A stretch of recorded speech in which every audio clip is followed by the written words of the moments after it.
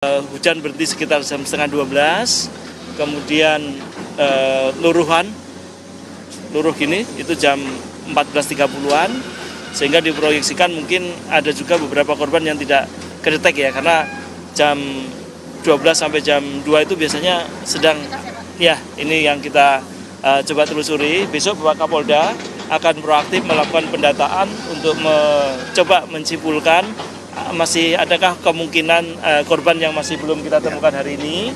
Namun demikian hari ini terus dimaksimalkan, kita 24 jam akan bekerja pencarian, tim gabungan dari Polda dan dari TNI, Kodam, terus Basarnas mencoba melakukan langkah-langkah lebih lanjut. Jadi sebenarnya memang dari Kementerian Lingkungan Hidup sudah lama memberikan peringatan kepada Bantar Gebang sesuai dengan arahan Korwas Bareskrim. Pada tanggal 2 kemarin, KLH telah menerbitkan surat pemberitahuan perintah dimulainya penyidikan SPDP. Jadi SPDP sudah dilakukan sejak tanggal 2 kemarin, yang meliputi TPA Bantar Gebang, TPA Suwung di Bali, kemudian Kota Denpasar dan Kabupaten Badung. Keempat lokasi ini KLH menganggap mempertimbangkan agak sangat riskan kondisi sampahnya, termasuk yang di Bantar Gebang ini. Sesuai dengan mandat Undang-Undang 18 2008 bahwa kita diminta melakukan penanganan TPA sesuai norma.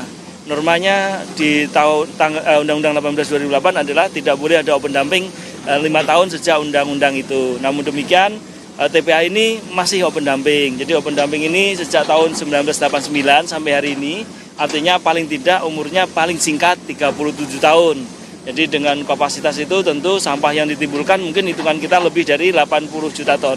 Karena setiap tahunnya hampir 2,5 sampai 3 juta ton yang ditimbun di TPA ini. Ini cukup berbahaya. Kami sudah melakukan penyuratan lebih lanjut. Kemudian kita juga sudah memproyeksikan adanya kejadian-kejadian seperti ini. Kejadian seperti ini sebenarnya pernah terjadi di Lui Gajah yang menewaskan 157 orang waktu itu dan tidak pernah ditemukan. Dan ini kejadian ini tentu harus menjadi benar-benar menjadi pelajaran pahit buat kita untuk segera Jakarta berbenah. Apakah harus ada yang tanggung jawab? Mestinya iya. Jadi TPST Bantar Gebang ini kan milik pemerintah DKJ. Tentu pemerintah DKJ harus bertanggung jawab karena di dalam normanya pasal 40 kepada pengelola yang kemudian melanggar norma dan menyebabkan timbulnya korban jiwa, ini kepadanya dikenakan pasal 40 ayat 2, potensi dikenakannya yang menimbulkan korban jiwa yaitu dengan ancaman minimal 5 tahun, maksimal 10 tahun dan denda minimal 5 miliar, maksimal 10 miliar. Ini juga contoh Undang-Undang 32 2009 pasal 98 bahwa barang siapa yang melakukan kerusakan lingkungan dan seterusnya yang kemudian di ayat 3-nya menyebabkan kematian, maka ancamannya sama juga 5 tahun minimal sampai 10 tahun, kemudian dan denda 5 miliar sampai 10 miliar. Tentu ini harus kita tegakkan. Jadi karena ini sudah masa penyidikan dari Deputi Gakum, kita akan segera memanggil kembali terus semua yang harus memang bertanggung jawab dalam konteks ini. Ini masalah jiwa, masalah raga ini tidak bisa dikuantifikasikan. Ini tentu harus menjadi titik pukul yang sangat mendalam. Kita berharap dalam waktu yang sangat segera DKJ segera membenahkan diri dengan sangat sungguh-sungguh. Lakukan penanganan sampah dengan sangat serius. Kita memiliki fasilitas RDF Rorotan 2.500, kemudian di Bantar Gebang ada 1.000, artinya 3.500. 3.500 itu sampah yang diperlukan 5.000 ton per day. Jadi sampah yang di Jakarta 8.000 mestinya sudah mulai terurai. Ini harus menjadi titik evaluasi mendasar pemerintah DKJ untuk tidak kemudian memandang ini tidak memandang ini harus menjadi sangat penting ya, sangat penting karena potensi semacam ini akan terus terjadi. Belum nanti kerusakan dan pencemaran lingkungannya. Jadi kami melalui Deputi Gakum akan kembali melakukan pemanggilan sesuai dengan SPDP ini, apalagi dengan terjadinya bencana ini. Tentu kami akan koordinasi dengan Pak Korwas kami dari Bareskrim Polri untuk melakukan langkah-langkah lebih lanjut. Nah, terkhusus hari ini kita fokus kepada korban ditangani terus tim gabungan, yang mudah-mudahan dengan serius kita akan mencoba mencari semaksimal mungkin korban-korban yang mungkin bila mana masih ada. Tentu nanti teman-teman dari Polda akan melakukan pendalaman lebih lanjut.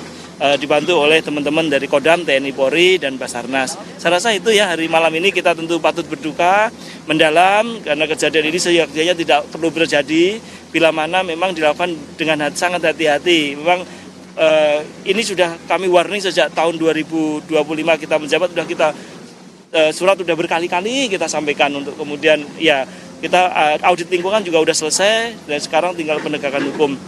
Jadi kami akan mengawal serius perubahan penanganan sampah di Bantar Gebang ini pada khususnya dan Jakarta pada umumnya. Jadi sebenarnya itu yang harus segera dilakukan, berbenah segera karena pun kalaupun dibangun PSEL masih perlu waktu 3 tahun lagi. Kita tidak boleh kemudian menunggu itu. Mari kita berbenah untuk menangani sampah dengan serius. Pak Presiden sudah mengingatkan kepada kita semua bahwa TPA kita rata-rata sudah umur 17 tahun. Jadi tinggal 3 tahun lagi habis. Di sini umurnya sudah 37 tahun. Jadi sudah kelewatan dari umur TPA. Nah ini sebenarnya tidak boleh lagi dilakukan penimbunan di sini. Namun kondisi sosial dan demografi yang tidak sederhana Jakarta ini memang harus hati-hati menanganinya. Jadi Bapak Presiden sudah menyatakan kurve, pilah sampah, selesaikan sampah dulu. Itu artinya beliau sudah memberikan warning kepada kita semua. TNI, Polri, Pemda, semua turun tiap hari. Kekhawatiran beliau ya seperti ini terjadi. Karena kita kemungkinan harus segera hari ini mulai berbenah dengan sangat serius. Ini masalah yang sederhana, tapi karena jumlahnya banyak menjadi sangat complicated. Saya gitu ya. Usai peristiwa ini Pak, bakal ditutup sementara TPST Bantar Gebang atau seperti apa tindak lanjut? Saya rasa menutup itu tentu langkah hati-hati ya. Kemana kemudian 8.000 ton per day ini harus dibuang. Jadi ini memang tidak bisa secara langsung, tetapi secara gradual kita pastikan bahwa Bantar Gebang harus berubah. Ke depan hanya boleh sampah anorganik yang masuk di Bantar Gebang. Sisanya wajib dipilah. Kita sudah melakukan percontohan di Rorotan, di Jakarta Utara, karena di sana sudah ada pabriknya dan tidak bisa operasional karena sampahnya masih campur. Jadi kita sudah menginisiasi dengan seluruh jajaran kita, paling tidak di Kelurahan Rorotan sampai nanti di pertengahan tahun kita sudah menyelesaikan Kecamatan Cilincing. Cilincing itu harus menjadi percontohan Jakarta Utara untuk merubah semuanya. Karena sebenarnya fasilitas sudah tersedia, selain dari RDF juga kita memiliki pabrik semen yang terdekat dengan kapasitas mungkin mencapai 5.000 ton per day, terus apalagi gitu. Jadi yang paling penting seluruh komponen daerah khusus Jakarta mulai hari ini harus segera turun ke lapangan, lakukan perintah Bapak Presiden kurve tadi, kemudian lakukan pilah sampah mulai dari hulu, nggak ada kata lain. Secanggih teknologi apapun hanya pilah sampah yang bisa kita lakukan. Seluruh jajaran TNI Polri pasti mendukung karena udah perintah Pak Presiden kepada Pak Kapolri, Pak Panglima TNI, kepada para gubernur, bupati, wali kota untuk bersama-sama melakukan kurve dalam gerakan nasional Indonesia Asri ini. Bapak Presiden sudah antisipasi kondisi seperti ini. Nah ini terjadi. Jadi kita wajib menjadikan pelajaran pahit ini. Sekali lagi kami duka sangat mendalam. Mudah-mudahan ya ini di bulan puasa kepada almarhumah bisa mendapat tempat terbaik dan keluarganya diberikan kekuatan dan ketahanan iman. Saya rasa gitu ya, terima kasih ya. Cukup ya? Oke, masih. Cak, ya. Pak Kansar, Cak. Ibu, sama Kapolda. Ibu izin boleh wawancara, Bu? Ada nggak mau, nggak usah. Kapolda. Yaudah, sama apa sekarang? Apa mau nanya? Bu, apa? Sambil jalan dulu. Oh, sambil jalan. Jadi sambil Bapak ya. Saudara, barusan yang Anda lihat di layar kaca televisi Anda, ini adalah pernyataan dari Menteri Lingkungan Hidup Republik Indonesia Hanif Faisal terkait dengan peristiwa TPST Bantar Gebang longsor yang terjadi pada Minggu siang. Apabila ada informasi tambahan, entah itu pemulung atau orang di sekitar yang tertimbun, masih bisa bertambah lagi. Maka hari ini kita maksimalkan, kita perlu membuka informasi seluas-luasnya apabila ada pihak keluarga yang memang merasa keluarganya belum kembali sampai malam ini dan berada di sini, tolong diinfokan ke pihak yang berwenang. Supaya nanti kami bantu pencariannya segera mungkin. Bu, ya. Artinya sekarang yang menjadi prioritas adalah pertama mencari korban dan kemudian adalah menormalisasi sungai ya Bu ya? Untuk tugas kami adalah melakukan pencarian dan juga pertolongan ya secepat mungkin, apalagi ini memang perlu kehati-hatian juga karena ini medannya adalah sampah yang kita tidak tahu isinya itu apa saja, entah ada barang yang membahayakan tim rescue gitu ya, kita juga mesti melihat situasi tersebut. Kalau untuk kondisi kayak gini, tanggap bencana, ini masuknya bencana nggak sih Bu? Kalau misalkan tanggap bencana ini mungkin berapa hari kemudian operasinya akan? Ini kejadian emergensi ya, mungkin ini disebabkan ada beberapa ya kemungkinan nanti pihak kepolisian akan menyampaikan entah ini kelalaian atau segala macam. Yang penting di situ ada kondisi yang membahayakan manusia yang harus segera kita tolong. Untuk operasinya berapa lama? Kita maksimalkan, ya kita maksimal 7 hari. Mudah-mudahan sebelum 7 hari sudah ketemu ya, dan lebih lengkap lagi nanti kita tunggu sampai dengan besok pagi ya. Kalau ada keluarga yang hilang kita masih dapat infonya 6. Terima kasih banyak Ibu atas waktunya.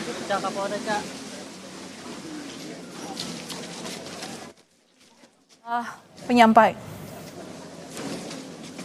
Saudara, barusan Anda mendengarkan pernyataan yang disampaikan oleh Kepala Kantor SAR Jakarta, Desiana Kartika Bahari, yang memang menyampaikan bahwa saat ini proses yang masih dilakukan di TPST Bantar Gebang pasca longsor adalah pencarian korban. Tadi sempat ada informasi yang kami dengar bahwa 6 orang masih dikabarkan hilang dan proses pencarian masih akan dilakukan hari ini sampai dengan 7 hari ke depan, sehingga ada imbauan kepada warga yang mungkin kehilangan sanak saudara kerabat ini bisa menginformasikan di posko kehilangan karena proses pencarian ini masih akan dilakukan. Sementara ini tadi sudah ditemukan 6 orang, di mana 4 orang meninggal dunia dan 2 dinyatakan selamat. Proses pencarian masih akan dilakukan karena belum menutup kemungkinan bahwa masih ada korban yang tertimbun longsor. Mengingat longsor ini terjadi pasca cuaca ekstrim yang terjadi sejak 2 hari terakhir.